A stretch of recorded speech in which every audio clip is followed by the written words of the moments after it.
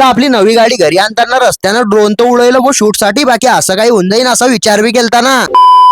तर दोस्त आहे तुमनं मागच्या ब्लॉग मध्ये पाहिलं की तुमचा भाऊ जळगावला आलता शोरूमला नवीन गाडी घ्यासाठी. मग आपली जे प्रोसेस होती वो ते सर्व कम्प्लीट होऊन जायला होती. मग शोरूम वाले मला एक कैची दिली रेबिन काटायला. म्हटलं आता हे रेबिन काटून शोरूमचं उद्घाटन करणार आहे की काय. चला असो मग शेवटून तो टाइम आला ज्याची मी आतुरतेने वाट पाहत होता. तो टाइम म्हटला म्हणजे आपल्या गाडीवरची चादर फेकायचा. आधी चादर फेकली ते बी अर्ध्यात अटकून गेली. यार म्हटलं मागे कोण बसलाय ताने बोल लवकर. मग तुझ्या भाऊच्या हातून गाडीची पूजा झाली ते बी मी एकट्याने केली का ताल बसेल नाही ना हो. ताल बसेल असतात बाई बी राहते संगण. चला असो आता काय करसान. मग लय मोठी चाबी दिली आमच्या हातीनं फोटो काढून घेतला. मग कियावाल्याकडून दोन गिफ्ट भेटले. एक तो होता चॉकलेटचा डब्बा आणि दुसरा मला वाटलं केक अशी कशाचं काही तिच्या कपो कुपो होते. म्हटलं आता घरी जाऊन का चहा करू. चला हे सोडा मग तडून न टाइम वेस्ट करता आपली नवीन गाडी काढली. बोन आपल्या ह्या नवीन गाडीचं मी नाव काय ठेवलं हे मी तुम्हाला पुढे सांगतो. मग तुमचा भाऊ नव्या गाडीत बसला बोना असा खुश झालता की होय होय होय होय. मग जरा साईडले थांबले भाऊ आम्ही ना. मग नजर पडली डॉगेज बाईवर. म्हटलं पाव हा जवान कुठे बसलाय तर आम्ही थांबलते याच्यासाठी भाऊ की मला बसणं होतं आपल्या दुसऱ्या गाडीमध्ये. काबर की आपल्या नवीन गाडीच्या क्लिपा बी तर घेण्या होत्या फोरवे ना. मग त्याच्यासाठी थांबले भाऊ आम्ही ब्रिजवर. मग काय राहुल